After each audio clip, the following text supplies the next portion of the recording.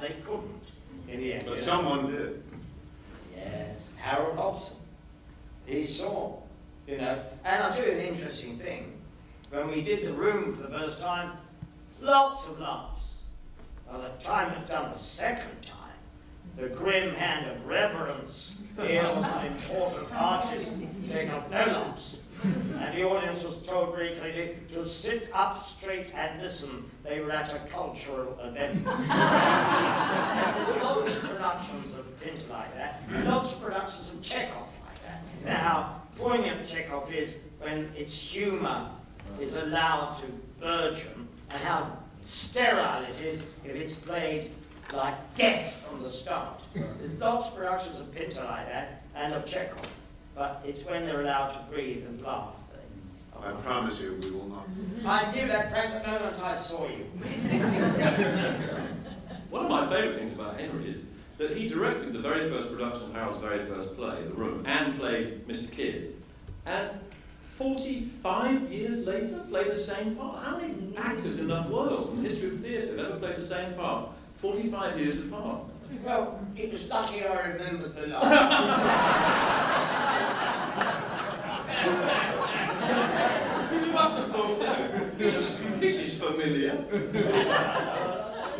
I remember that chair.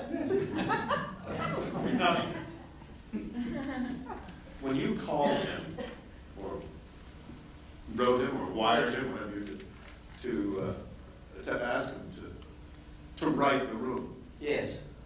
what was your expectation?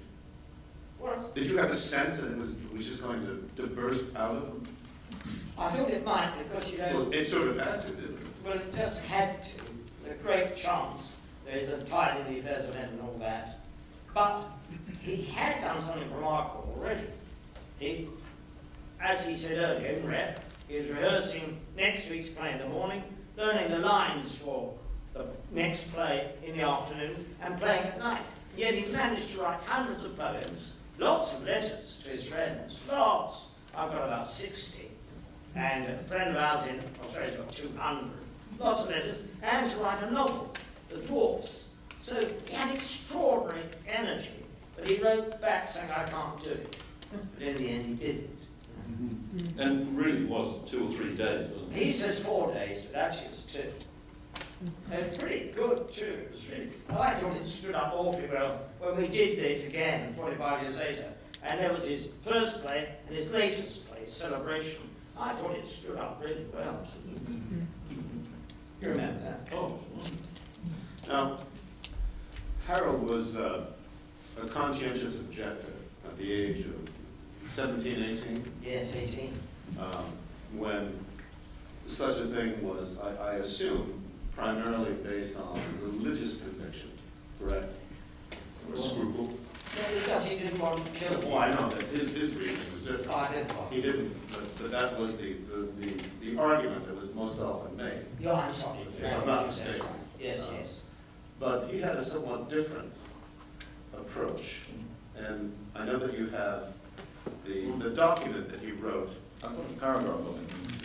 Well, And he was tried twice, yes. because the first time they found his arguments to be specious, and he was allowed to appeal. So he got a second bite, as it were. But he was required to write a submission, to write why he didn't feel he could serve. And apart from one newspaper article in the Sunday Times, I don't believe any of this has ever been published, but some of it has been, so it's not copyright. And well, I'll just read a paragraph. As human beings, we are bound to bring forth and foster that inherent wisdom and goodness which is endowed in us, and replenish and illumine our fellows with this spiritual realization. Each person is compelled by this moral responsibility to hold sacred human life, to cast out fear, and to fulfill this existence as a creation out of the immense order of things. The dismissal of these principles, the betrayal of all Jesus Christ, the great mystics, and Dostoevsky have said, has led to the perversion and ignorance of man today. The position in society for one who believes in his responsibility as a man is simple. He shall, with great sorrow and love, defend the innocent, with physical sacrifice and moral enlightenment. But on no account shall he be the arbiter of another human's existence by taking arms. Nor shall he tarnish his soul by joining such a stupid, sorrowful organisation as the army. With these beliefs, it is therefore quite impossible for me even to contemplate such an act. And the tribunal's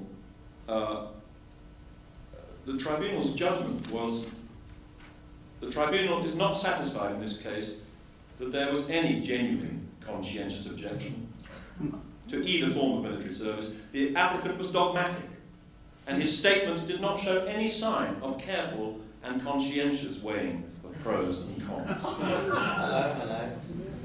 But the magistrate fined him instead of sending him to prison. 18 years old. So I'm afraid the people who say that Harold's political conscience and beliefs was an act or a pose or some attempt to or latterly arrived at. I'm afraid not. He was. I believe he was born fully formed in that aspect of himself, and the whole of his life is that acorn growing into the full tree.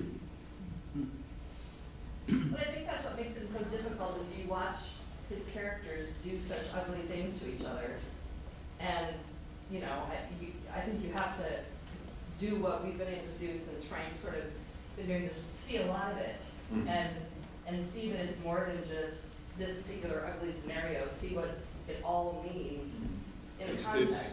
It's not gratuitous. It's based on the can, experience of his life, which Henry has described so beautifully.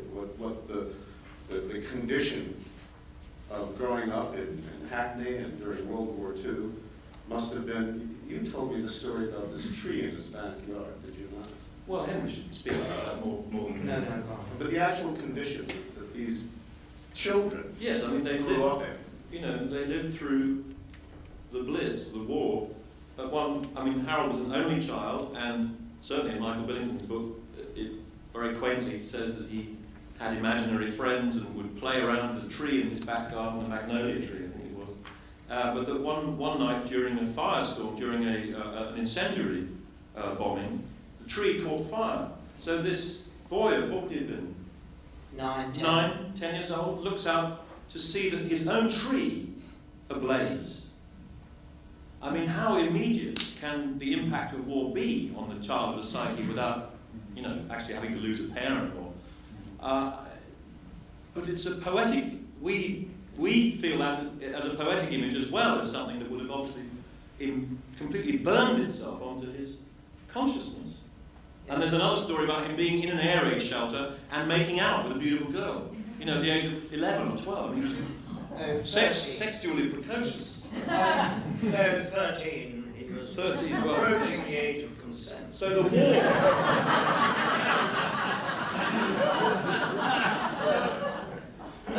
So, that consciousness was forged under this immense pressure. I mean, all of theirs was. But he was, a poet already at the age of 12. He told me, certainly, that he was writing loved poetry at the age of 12. And his father came down and caught him one morning writing a poem on the kitchen table and said, "What's that? Show me." And read it and then said, "All right, carry on."